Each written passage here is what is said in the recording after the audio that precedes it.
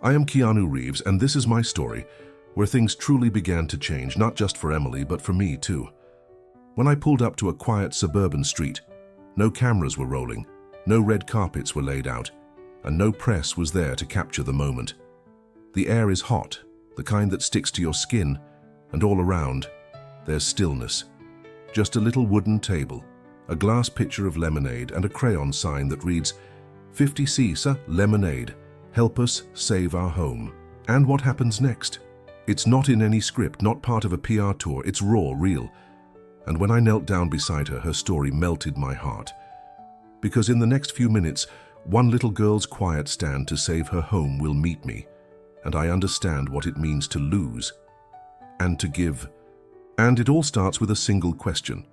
How much would it take him to make sure you never have to sell lemonade again? Oh, and before we take off, tell us, where are you reading this from? We love seeing your reactions. The sun blazed like a torch in the sky, blanketing the quiet suburban street in golden light. I remember the heat vividly. My motorcycle purred softly as I cruised along, but what made me stop wasn't the warmth. It was what I saw. A small wooden table stood on the sidewalk. It was old, a little uneven, but held itself up proudly. On top of it sat a glass pitcher filled with lemonade, droplets of condensation glistening like little gems. Taped to the front was a sign, scrawled in bright yellow crayon. Lemonade, 50 cents. Help us save our home. Behind the table sat a little girl. She looked maybe 9 years old, her tiny hands wrapped around a paper cup, her golden hair damp and clinging to her face. But her eyes, those green eyes, burned with resolve. Her name was Emily Carter. I pulled over, removed my helmet, and watched for a moment. There was a rare energy in her, something that reached out and gripped me. I walked over, and she looked up cautiously. I smiled gently and asked, "What's all this?" She hesitated before replying, "I'm selling lemonade to save my family's house." She told me her story. Her dad, James, had spent years working as a mechanic, until a terrible accident left him injured and out of work. Her mother, Linda, was holding the family together, working late shifts at a local diner, barely scraping by. And now their landlord, a cold, smug man named Mr. Grayson, had given them 2 weeks to come up with 3 months' rent. Emily had overheard her parents whispering in the night. She had seen her little brother, Tommy, holding his stuffed bunny a little tighter than usual, and she decided she wouldn't just sit by. She did what she could. She took the last lemons from the fridge, mixed sugar and water, borrowed a table from a neighbor, and opened her lemonade stand on the sidewalk. But as noble as her mission was, it wasn't easy. Most people didn't notice. Some kind souls stopped to help, and by the end of her first day, she had made just $15. The next morning, she returned with a stronger message. Buy lemonade, help a family. The neighborhood began to notice. A firefighter gave her a $2 bill. A woman down the street bought 10 cups. Slowly, hope began to bloom.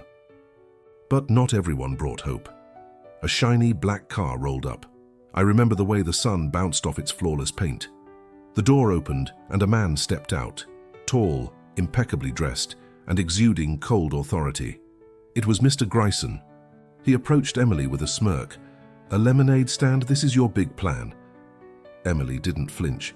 "I won't let you take our house." He laughed cruelly. 12 days left. This won't change anything." His eyes flicked to her jar of coins. He sneered. Pathetic. And with that, he left. But what he didn't know was that Emily made a vow right then, one I could feel in the air when I arrived. I showed up just as the sun began to dip, riding down that same quiet street. The roar of my bike drew some attention.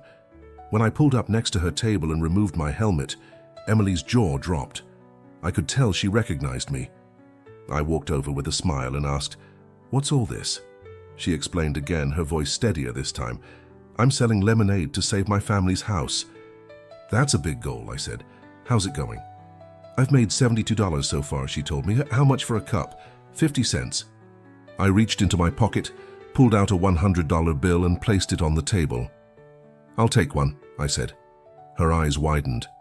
I winked. "Looks like good lemonade." As I took a sip, I glanced at the jar and then at her. There was strength in her face, pure, defiant strength. And I knew a simple donation wasn't enough. She needed something bigger.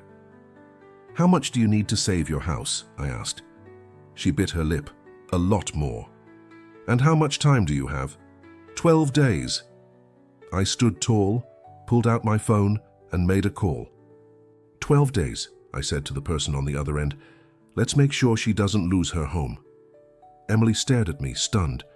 "Wait, what?" I smiled. "I have an idea. Do you trust me?" She nodded.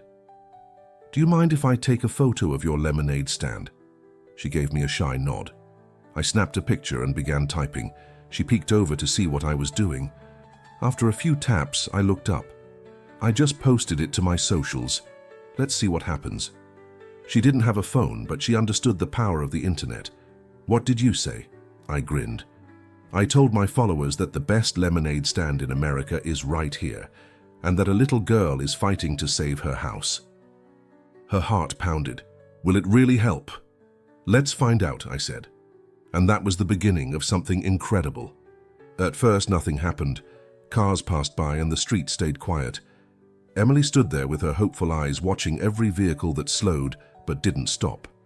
I could tell she was beginning to lose faith. I could see it in her face, that creeping doubt. Maybe it wouldn't work. But then, about 15 minutes later, it began. A car rolled to a stop. A woman jumped out, holding her phone high as she scanned the street.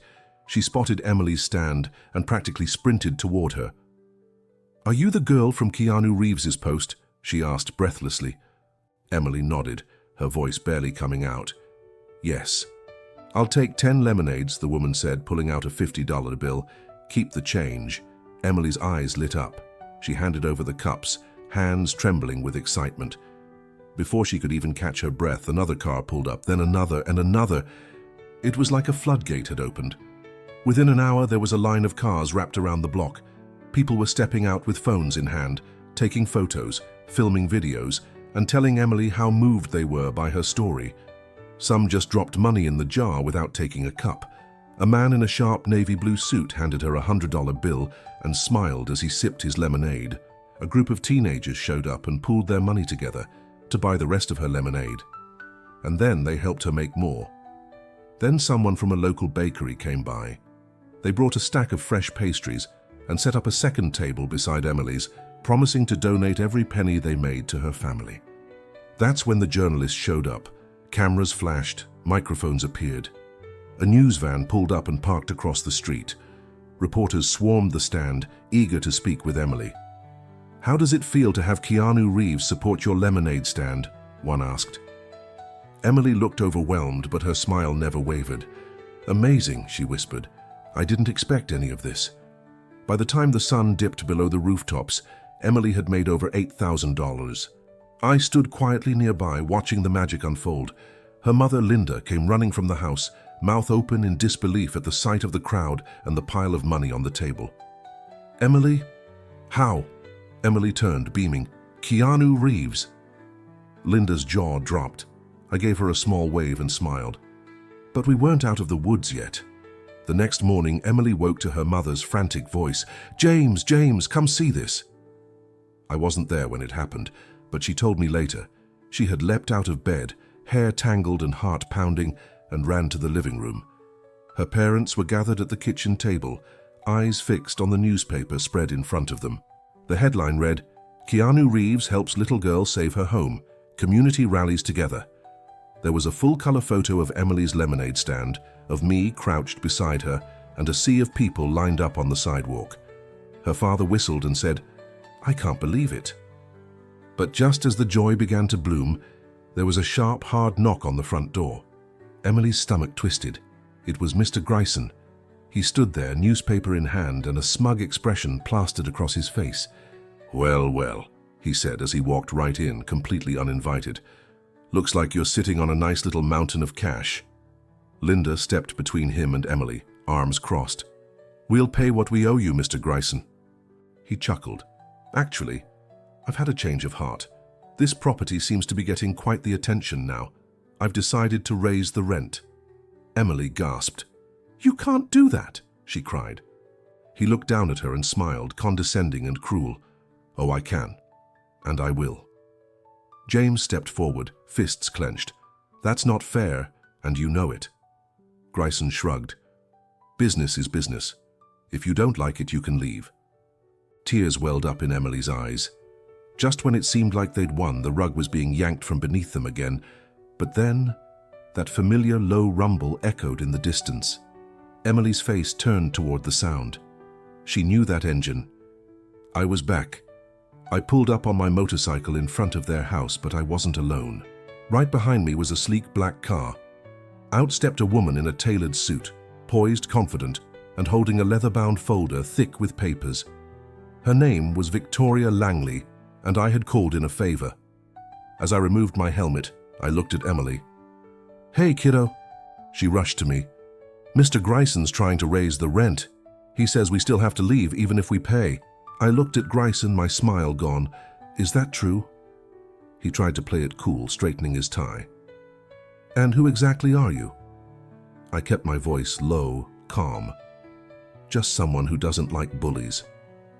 Victoria stepped forward. "Mr. Grayson, I'm Victoria Langley. I'm a real estate attorney specializing in tenant rights." She opened her folder and pulled out the documents. "Your property is in a designated historical district. That makes it subject to rent control regulations. What you're doing, raising rent without notice and threatening eviction, is illegal." Grayson's face turned red. "That's absurd." She didn't blink. "Not only that, but your redevelopment plans, they violate zoning ordinances. If you push this, you'll be hit with a lawsuit. And with all this media attention," she gestured to the cameras outside, "you won't enjoy the headlines." Emily looked up at him, eyes wide. For the first time, Mr. Grayson hesitated. "You have two choices," Victoria said coolly. "Drop the rent increase or prepare for a very public, very expensive legal battle." Silence filled the room. Grayson's jaw tightened. He ripped the rental agreement in half and tossed it on the floor. "Fine," he growled. "You win. The rent stays the same." Emily blinked. Her mom gasped. James's voice was soft but steady. "So we can keep our home?" "Yes," Grayson spat, "but don't expect any more favors." Emily didn't need favors. She needed fairness. And this time, they got it. She turned to me, her eyes shining. "You saved us." I laughed gently and shook my head. "No, kid, you saved your family. I just made a few phone calls." Victoria handed Linda her business card. "Call me if he tries anything else." "If he ever tries anything again, call me," I told them. People like him don't stop until someone makes them play fair. Mr. Grayson stormed off, climbed into his car and peeled away in a fury. The sound of screeching tires echoed down the street, but almost immediately after his taillights disappeared, something beautiful happened. Cheers erupted from the crowd of neighbors who had gathered nearby. Emily's mom pulled her into a tight embrace. "I can't believe it, we're safe." I tousled Emily's curls gently. "So what now, kiddo, gonna keep selling lemonade?" She smiled up at me. "Maybe, but this time just for fun." I laughed. That's the right spirit. The days that followed were unlike anything the Carter family had ever experienced. The story exploded. Emily's little lemonade stand was everywhere. On TV, across the internet, shared by celebrities and influencers, and kind strangers alike. It was more than a feel-good moment. It was a movement, as donations poured in. More than enough to pay the rent. More than enough to cover James's medical expenses and physical therapy. And yes, he eventually got back to working in the garage he loved so much. Linda's diner job became something else entirely. People lined up not just for food, but to meet the mom of that brave little girl. The owner saw her commitment and gave her a promotion and a raise. And Emily? Well, she wasn't selling lemonade to save her house anymore, but she still had one more batch to serve. She set up her stand again, one last time that week. This time the line was even longer. People came not just for the lemonade, but for the moment, for the chance to say they supported something that mattered. Firefighters showed up, teachers, students, even the mayor dropped by. I came back too, and brought some friends from Hollywood with me. The moment I sipped my drink, I joked, "I think this might be the most famous lemonade stand in America now." Emily giggled. Think I should start a business? I leaned down, gave her a wink and whispered with mock seriousness, I'd invest. She beamed. That evening, as the sun dipped low and painted the sky in soft hues, I sat with Emily and her family on the porch of their now safe home. Peace surrounded them, the kind that comes after a long, hard battle won. I stood, stretched, and gave a deep breath. Well, kid, this was fun, but I've got to hit the road. Emily's smile faded just a bit. She ran to me and threw her arms around me. Thank you, Keanu. I held her gently and said, No need to thank me, Emily. You did this. You never gave up. I put on my helmet, mounted my bike, and looked back one last time. Keep being amazing, all right? She grinned. You too. And with that, I rode off into the night. But I didn't just leave behind a memory. I left behind something far greater. I left behind hope. Years passed, but the story of Emily Carter's lemonade stand never faded. The viral video became a symbol of community, resilience, and kindness. Inspired by what she had gone through and what she had overcome, Emily turned her small act of courage into something much bigger. She began hosting an annual event called Lemonade Day, a charity lemonade sale across the state, raising funds to help families facing eviction. And when she got older, she didn't just remember what happened, she built upon it. She founded an organization dedicated to housing support and legal aid for struggling families, a non-profit built on the same idea that saved her own home. Every year, like clockwork, I received a letter, a handwritten note from Emily updating me on how many families they'd helped, how much money they'd raised, and how far the mission had come. Then one year, while she was preparing for a big fundraiser, she heard a familiar sound. A black motorcycle pulled up outside the venue. She turned. Her heart skipped a beat. There I was, a little older, sure, but still riding strong. I took off my helmet and gave her that same smile from all those years ago. So I hear you're the one saving homes now, I said. She laughed and nodded. I had a good teacher. I smirked. Did I ever tell you I'd invest? She chuckled. You did. And you know what? You already have. We stood together for a moment, watching children play and families laugh. People who now had safety and support, thanks to one little girl who refused to quit. And thanks to one moment of kindness that reminded the world what it means to care. Thank you for watching. If the story warms your heart or lets you feel something, like the video and click the screen for more stories of passion, resilience, and hope.